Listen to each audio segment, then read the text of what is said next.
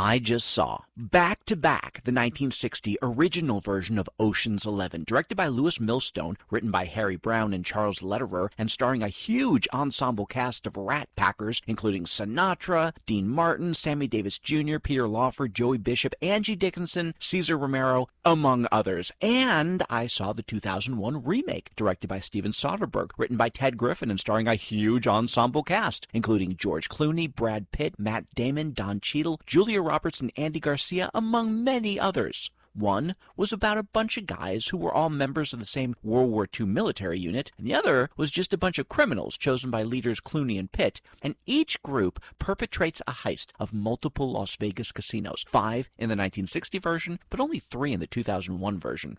The original Ocean's 11 really created the template for the modern heist movie that moved away from a serious crime story and added humor and witty banter, a perfect vehicle for the Rat Pack. However, I felt it took way too much time putting their band together, going into each character's backstory, having each guy not want to be involved for whatever reason, and then conveniently having something immediately occur that makes him change his mind.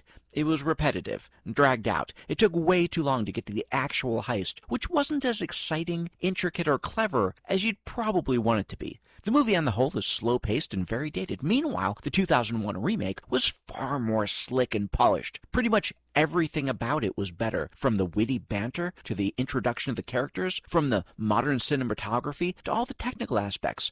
I even liked the music more.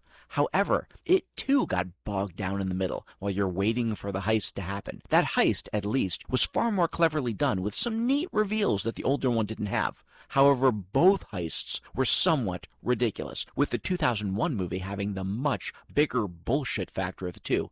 So both films needed a brief power outage at one point in their plans, and while the original version has them blowing up and downing some local power lines, the 2001 film has the guys stealing an electromagnetic pulse device from a science institute.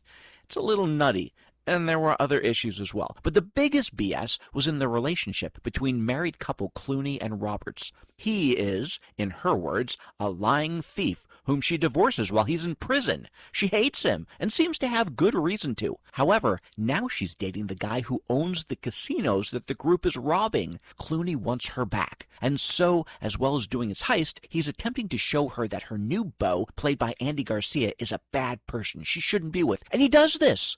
Okay, fine. But why would that make her fall back in love with him? Of course it does. Because plot and all. And that leads to the endings. One is your kind of typical Hollywood end.